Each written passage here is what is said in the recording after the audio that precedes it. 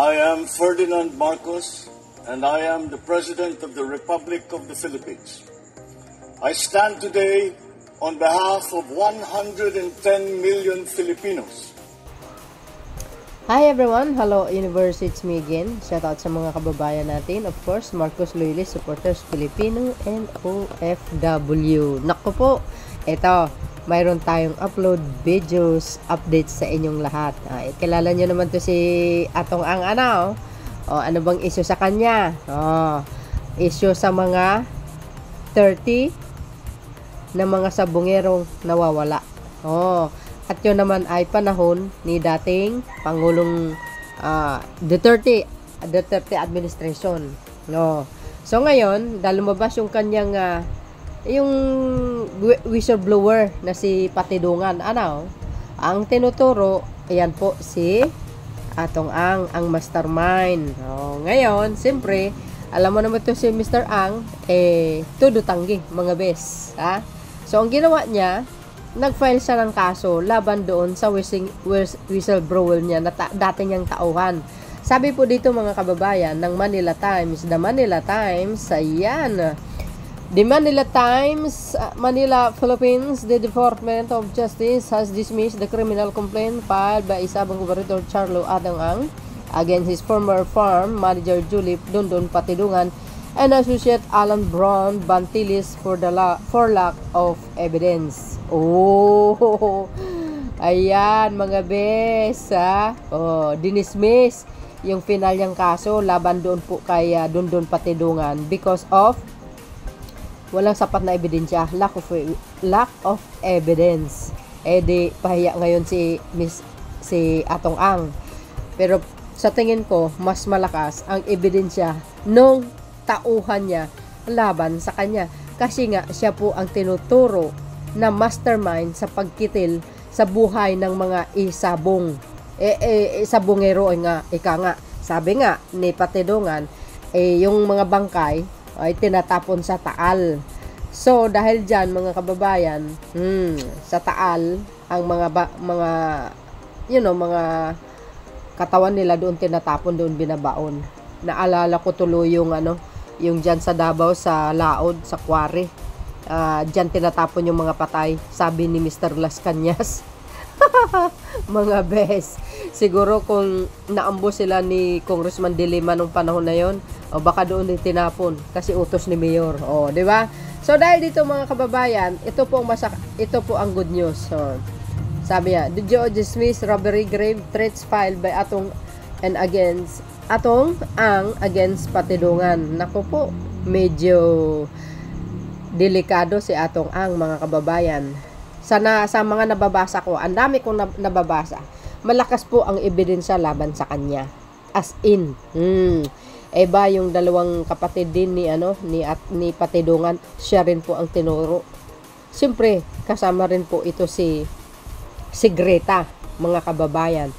At ilang linggo na nakaraan, ilang araw na nakaraan, is ilang buwan, of course, ay talagang tinutukan po yan ni Ombudsman Remulla ito nung siya po ay naging sekretary ng DOJ. Talagang tinutukan po yan mga kababayan. Ito, dahil malakas ang ebidensya laban sa kanya mga kababayan, nako po, medyo may makukulong. Masyadong mabangis ang Marcos administration. Pati yung mga sekretary niya, ito po yun mga beso, ito ayan, sabi po ng Radyo Pilipinas, agay, patay na mga beswa. Ano po ang kapalagayan nyo? Today is October 23, 2025. Ay, naku po. Parang may himas-rehas tayo mga besa. Si IDG pinaghahanda sakaling ipaaresto na ng korte ang mga suspect sa missing Sabongeros case. OMGs.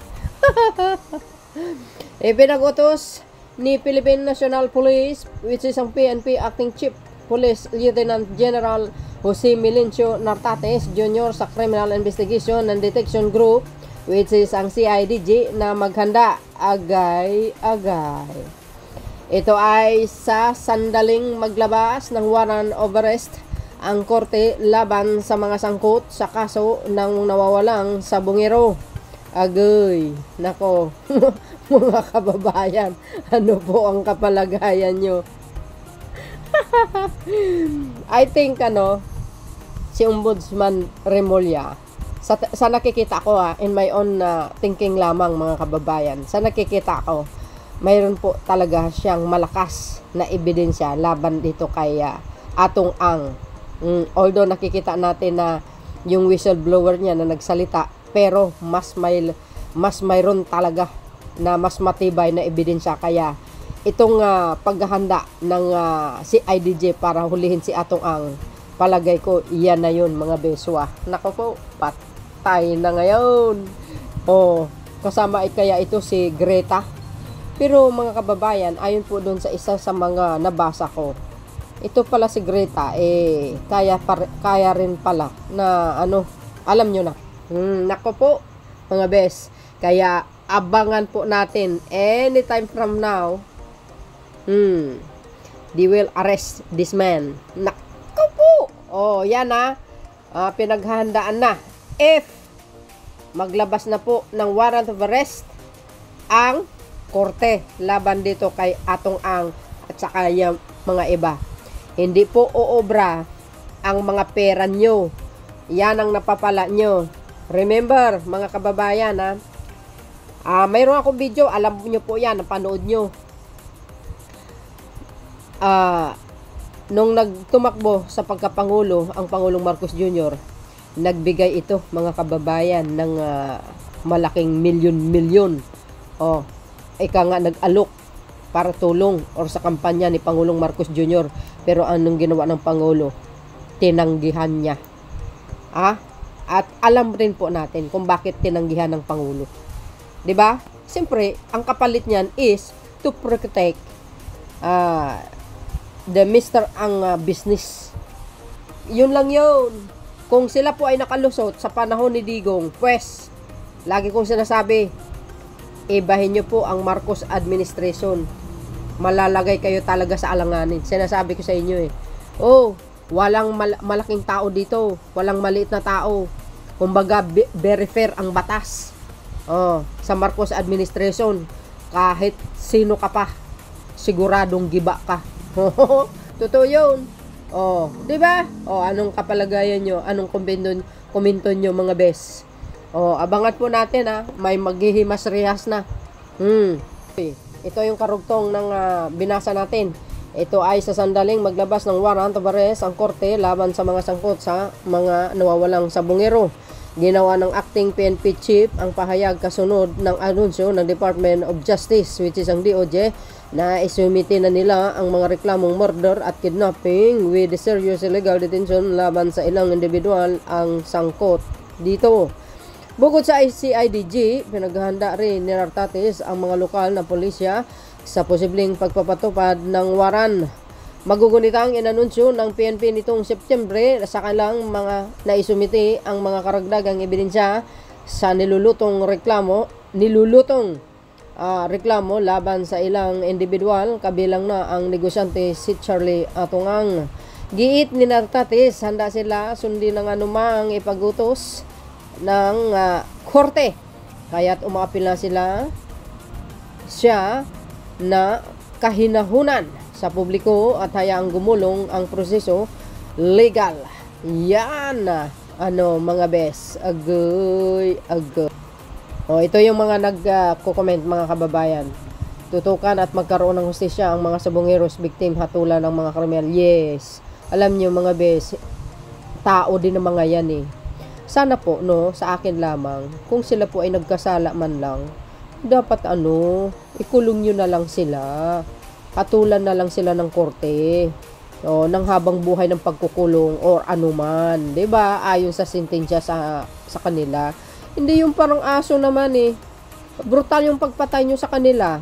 Isinilid nyo pa sa sako, binaon nyo pa sa karagatan, diyan sa Taal. 'Di ba? Tao mga yan hindi naman sila hayop. Grabe naman kayo. ka kaswapang, kahalang ang bituka. Diba?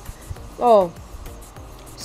Nangyari po 'yan sa panahon ni Digong Duterte administration, mga kababayan. Grabe, nagahari ang mga salot nung panahon na 'yon. Nagagawa nila yung gusto nilang gawin. No, parang ang dating sa akin nung panahon ni Digong, wala nang batas, mga bes. Totoo 'yun. Pero ngayon bumalik na. You see? Sabi dito, si Atong ang buena mano sa panawagang kulungan, baka magtayo ng sabungan dyan sa loob. Masin ang gamit para alaingay. Agad. Loko rin to Sabi nito, tagal ng paghanda na yan. Mauna pa yata ipakulong ng mga buaya sa flood control. Kontra sa mastermind ng pagpatay ng mga sabungero, bilis-bilis para halata na ipinatagal lang. Nililimot niyo yung mga silda. Yan ang hirap sa iyo, sir ngayon mo palang sasabihin yan. Dapat sinabi mo sa panahon ni Digong, bakit hindi umusan ng kaso? Bakit hindi ginawa ni Martires yan? Sige nga.